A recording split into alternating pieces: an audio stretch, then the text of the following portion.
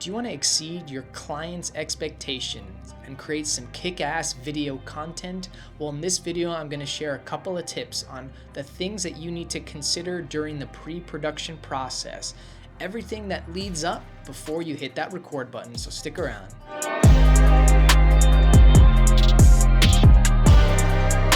So really the first part in the pre-production process is, well, getting them on your calendar. And this could be as simple as sending out a detailed email the night or a couple of days before you plan on shooting with your client or any actors or anyone who's going to be involved in the video production. I'm a big fan of using Google Calendars and inviting people on the Google Calendars because not only is it helpful for me and I can organize it by time and location, but I can invite other people using their email addresses and I can visually see if they've confirmed or seen it or not, and it just helps me organize it and get it on my calendar. There's a saying when I was in tech sales that you have to live and die by your calendar, and that was a really great tip that has stuck with me as I've gone into video production. And a lot of my colleagues and clients are probably annoyed that I overuse Google Calendars, but I'd rather over communicate and have that set in stone weeks, days, months in advance, because we're getting on people's calendars, we're confirming, and it's just part of the logistics and pre-production process. So I would say, confirm with your clients and anyone who's going to be involved on that shoot. Next up is a little bit more tangible, and it varies on what you're going to shoot that day. So this is why it's important to create a shot list, or really breaking down the shooting schedule. And this could be as detailed as the specific type of shots that you want to get. Are you looking to get a little bit more of an interview style? Are you looking for a side profile angle or an over the shoulder, or even setting up a GoPro to capture behind the scenes footage? Having this written, having this organized within your internal or external video crew is important, because you're writing down exactly what you imagine, what you hope to capture, and ultimately what you need to capture to put this project together from start to finish. This could also include the exact times that you're shooting. So being very specific and trying to create a schedule and committing to that schedule. So saying between the hours of 8 to 8:30, we are going to be setting up our equipment. Between the hours of 9 to 10, we will be shooting these specific shots. Even getting super granular, right? 9 to 9:10, we will be shooting this person's interview.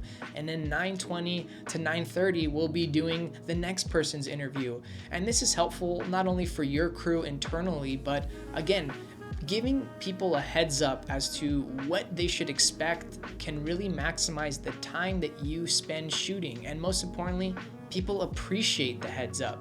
People appreciate that they have an idea of what they're walking into and not just walking into some blind video shoot, which is a big no-no. Again, this is also important for even internal crew members, because they have a bigger purpose and a better idea of what their role is in this specific video production. Now, once you have an idea of what you're actually going to be shooting that day or what you're aiming to shoot, this ultimately gives you a good idea of what type of equipment you'll need. Do you want to shoot some sort of drone aerial shot? Well, in that case, you'll need to get a drone. Are you looking to have several cameras that day to have an A, B, or C cam? Well, then you need to have 3 cameras ready. And so from the pre-production, the shooting schedule, the shot lists, you can now move into the next step, which I call is, well, simply just getting your equipment ready.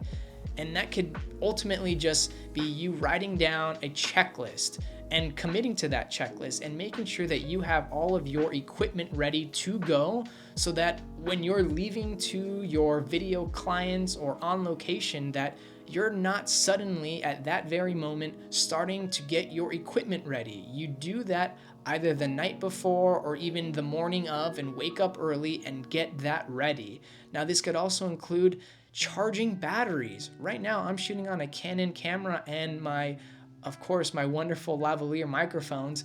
These are battery operated, and I want to make sure that they have full battery before we start shooting. And so these are just little minute things that If you plan ahead, even 24 hours in advance, you are saving your rear end from showing up to a client on location with absolutely zero battery life, no SIM cards. It just shows that you've come unprepared, and that is not a good look in front of paying clients and the people that you're recording in itself. So take the time.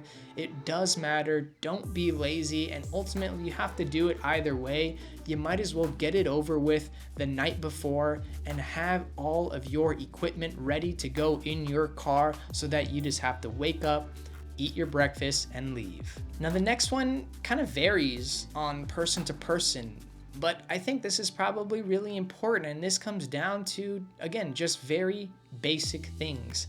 I think it's really important to have snacks and have water, and to make sure that the people that you're recording with aren't going to be hangry on set. And so planning ahead, having a few snacks, having a few water bottles, eating a good breakfast before you leave will give you the energy, the confidence, the motivation, and to really allow you to push forward and execute upon all of the work that you've been planning either weeks, months, or days in advance of this shoot. And you'll be surprised, having snacks, water not only makes you look good, but you're helping the crew members that are on your set. So if you're showing up and you have a couple of people helping you, whether that's PAs or videographers, boom ops, right? Having a trail mix, having water, having gummies, having little snacks, because you'll be surprised. People get hungry and people get hangry when they had nothing to eat. So by you being prepared, that extra level shows your due diligence and allows your crew to fully function and to continue to execute on your vision. And it's just the little things that matter, right? Having snacks, having water. You'll be surprised, by even having a case of water in your trunk will be a lifesaver on a hot day, especially here in Los Angeles. And lastly, you've spent hours preparing your shot list. You reminded all of your crew, you reminded all of your clients, you've set up the shot list, the shooting schedule is in place, you got your snacks, you got your water, you got your equipment, but you didn't account for traffic. Now you're late. Now you have to spend 30 minutes to 45 minutes setting up your equipment, and now you're off schedule, and now you can't get everything that you hope to shoot for simply because you didn't account for traffic. You didn't get up just a little bit earlier and take 30 minutes to get out of bed, to drive to your client's location. I've done this before. I've seen it happen before on Hollywood sets. This is exactly how people get fired. There's a saying in the industry, if you're on time, you're late. I'll say that again. If you're on time, you're late. And I believe that to my core. I think showing up early makes you look good. It shows your professionalism. And there's nothing wrong with showing up 30 minutes early, because there's a good saying that one of my old professors shared with me that, getting somewhere early allows you to understand your landscape, understand the environment that you're filming in. And when you're doing video production on location to places that you've never been before, that you have no idea where you need to set up your equipment and how the lighting is, if you don't have the time allocated for setting up your equipment, for showing up, to speaking with your client, getting an understanding of what their expectations are, have they suddenly changed what they wanted to record that day? If you don't show up early and have time allocated for simply setting up all the equipment, then you're kind of shooting yourself in the foot, because this is sort of the last edge, the last step of the pre-production process. Because once you hit that record button, once you have that slate ready and you're about to get that clapper, that suddenly turns into production and you're no longer in the pre-production stage. So again, take some time, do a little bit of legwork up front, and again, doing the little things will show your clients, show the people that you're recording that you're serious and that you're a professional and this isn't your first rodeo. And I think that's hugely important. So if you haven't gotten already from my tone of voice and my experience, pre-production is actually super important. You could have the fanciest equipment, the best crew in the world, but if you didn't do your homework, if you don't have a good understanding of what you're filming that day, if you don't have snacks available and at the ready for your crew, then you're, again, simply shooting yourself in the foot. So I would advise anyone out there listening to this video is that to really take the pre-production process seriously and spend some time organizing the logistics, because the more that you put into the pre-production process, the more you'll get out of the time that you actually spend recording, and that's everything.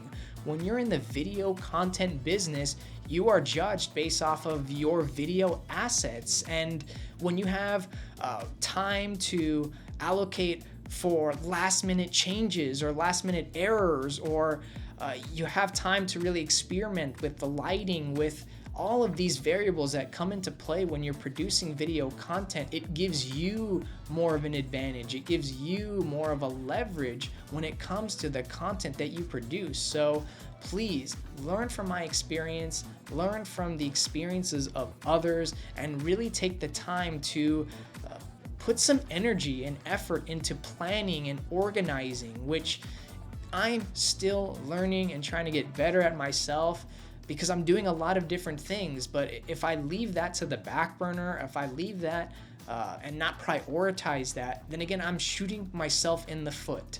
So thank you guys so much for checking out this video. As you could tell, I'm very passionate about excellence. I'm in this pursuit of excellence, and I'm not perfect. I'm learning along the way. I'm learning from my mistakes. I'm learning from client feedback. I'm learning from my feedback from my crew, my friends and family. And it's tough to get, feedback, and it's tough to get just criticism in general. And so I want you to not make the same mistakes that I've made in the past. And in this video, I hope you learn the importance of pre-production. So go out there, get those Google Calendars ready, get those snacks ready, get that gear moving as far as what you need to prepare to make that shoot fully maximized. So thank you guys for watching, and I'll catch you all in the next one.